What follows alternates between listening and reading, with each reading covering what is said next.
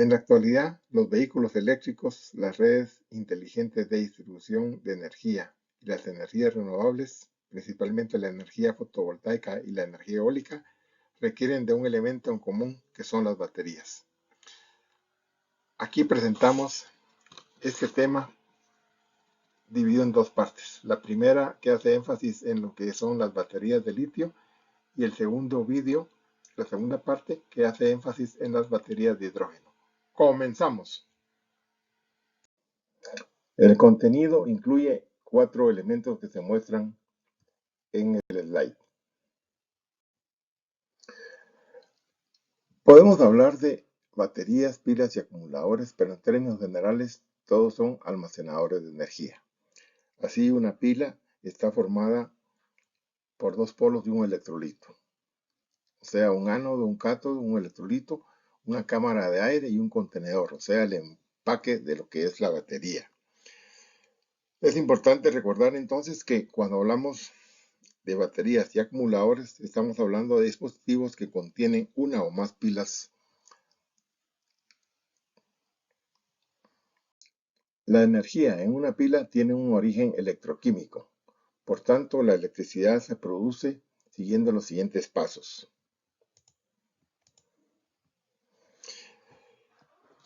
En el material del ánodo ocurre una reacción de oxidación que consiste en una liberación de electrones que viajan hacia el polo positivo o cátodo, lo que produce una diferencia de potencial cuando se cierra el circuito a través de un cable o una carga entre las terminales positivo y negativo de la batería. En el cátodo se aceptan los electrones. A este proceso se le llama como reacción de reducción, el cual es un proceso inverso a la oxidación. Y como se requiere tener un equilibrio de carga en ambos lados, entonces los iones o cargas positivas circulan por lo que es el electrolito. ¿En dónde se utilizan las baterías? Podemos iniciar que un punto muy importante son los vehículos eléctricos, sobre todo en un futuro ya muy corto.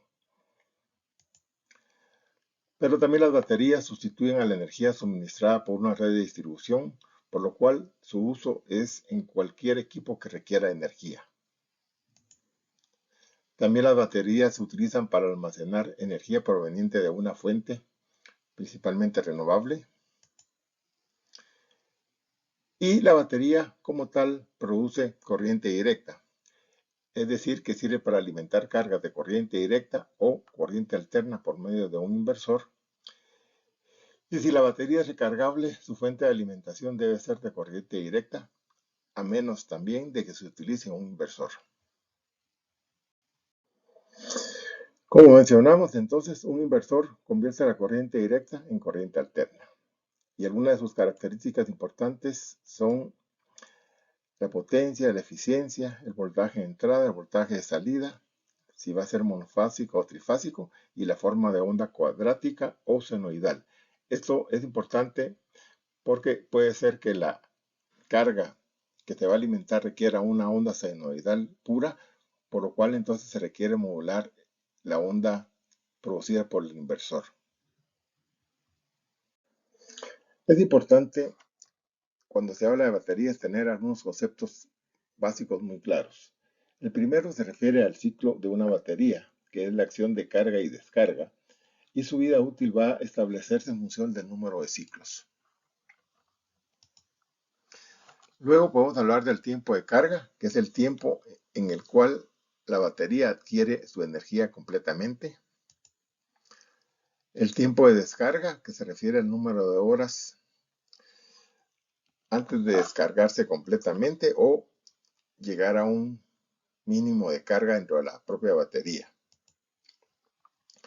Y las baterías de ciclo profundo, hablamos entonces de baterías que tienen un tiempo de descarga prolongado, que su nivel de descarga puede llegar hasta el 80% y por lo general se va a utilizar en sistemas fotovoltaicos.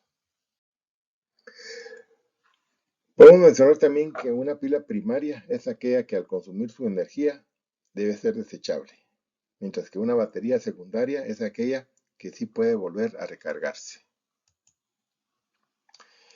Otro concepto importante es el efecto memoria, y este consiste en cargar una batería sin que esté descargada completamente, lo que produce una reducción en su capacidad de carga posterior. El amperaje es el caudal de corriente capaz de suministrar una batería. Se mide en amperios por hora. También podemos hablar de la capacidad de energía, que es la cantidad de energía que por hora se puede almacenar en una batería. Y el voltaje, que va a ser la diferencia de potencial que va a existir entre los polos de la batería cuando tienen conectado alguna carga. El mantenimiento de las baterías también es importante. Podemos mencionar que consiste en controlar los niveles de electrolito, el nivel de carga, el apretado de bornes y su limpieza. Sin embargo, podemos mencionar que existen muchas baterías que son selladas, por lo tanto son libres de mantenimiento. Iniciando ya con lo que es la batería de litio, podemos decir que estas se desarrollaron en la Gran Bretaña en 1970 y comercialmente fueron utilizadas por Sony en el año 1991. De hecho, sus desarrolladores ganaron el premio Nobel en 2019.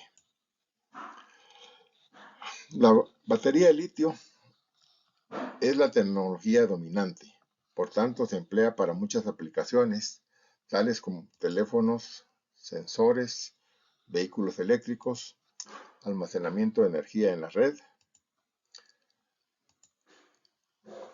y también en caso de que falte la energía de la red como un sistema de backup o una planta de emergencia para la carga. Algunas de las características del litio son, primero que todo, que su naturaleza molecular facilita la pérdida de electrones y por tanto la transmisión de energía eléctrica. También se oxida fácilmente al entrar en contacto con el aire. Con el agua tiene una reacción exotérmica, es decir, produce calor formando hidróxido de litio e hidrógeno. Para evitar su oxidación debe transportarse en empaques especiales, por ejemplo, de argón. Consecuentemente, se ha generado una alta demanda de litio en el mundo. Y encontramos que actualmente Australia es el mayor productor mundial de litio. Sin embargo, las reservas principales están en Sudamérica principalmente y Estados Unidos. Algunas de las características de la batería de litio podemos mencionar que es una batería que usualmente está conformada por varias celdas,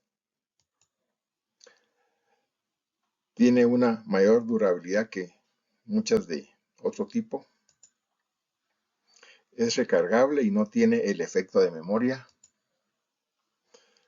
tiene un alto rendimiento, es decir, que el aprovechamiento de su potencia nominal es bastante alto, su peso es menor respecto a otros materiales, esto lo hace, por ejemplo, un elemento clave en lo que es los vehículos eléctricos. Y tiene la desventaja que su electrolito es altamente inflamable. El funcionamiento de una batería de litio es como cualquier batería de cualquier tipo, es decir, que los electrones en el ánodo son liberados y circulan externamente a la batería cuando se conecta algún cable a alguna carga, mientras que los iones circulan a través del electrolito para mantener el equilibrio. Uno de los principales usos de las baterías de litio es también para el almacenamiento de energía proveniente de los paneles solares. Como sabemos, la demanda de energía ocurre principalmente en horas cuando el sol ya no está disponible. Entonces, para lograr un mejor aprovechamiento en horas nocturnas, se instalan las baterías que son cargadas con antelación por medio de los paneles solares. Por ejemplo, aquí se muestra una batería de litio fabricada por Tesla y que se denomina Powerwall. Algunas de sus características son el voltaje, que es 120-240, ya tiene incluido un inversor, es de dos fases o fase dividida, la frecuencia de 60 Hz, la capacidad de almacenar energía es de 13.5 kilovatios por hora, puede proporcionar una potencia real continua de 5 kilovatios o bien una potencia real en pico de 7 kilovatios. Esto es importante porque a nivel residencial podemos mencionar que la carga de una residencia anda por estos niveles y adicionalmente tiene una garantía de 10 años.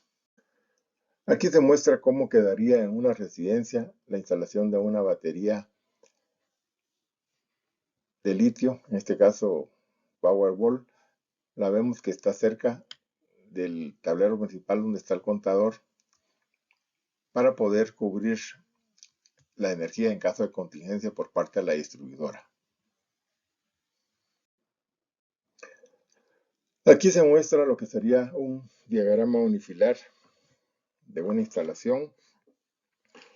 Los paneles solares, así como la batería, están conectados al panel eléctrico de la residencia. Evidentemente, en un horario nocturno, la alimentación sería exclusivamente por las baterías. Aquí concluye la primera parte del tema de almacenamiento de energía. Lo invitamos a ver la segunda parte a continuación, donde se discute la batería de hidrógeno.